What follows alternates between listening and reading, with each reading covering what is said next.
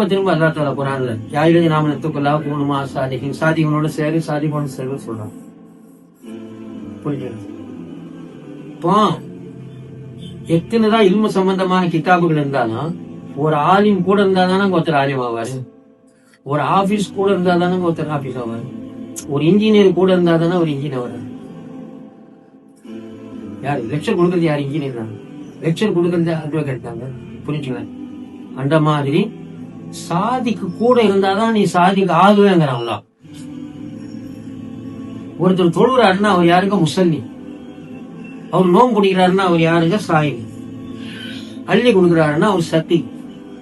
ஹஜ்ஜே செய்தாருன்னா அவர் ஹாஜி. சாபின்னு சொல்ல முடியாது.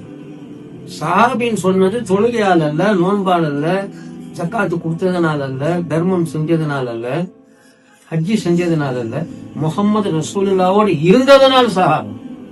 அவங்களோட இருந்ததுனால சஹாபா.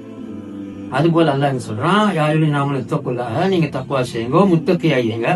ஆனா சாதிக் ஆகணும்னா சாதிக்கோட தான் இருக்கணும். ஒரு அல்லாஹ் அப்படி இருந்தவர்கள் தான் உன்னத அந்தஸ்திலே உள்ளவர்.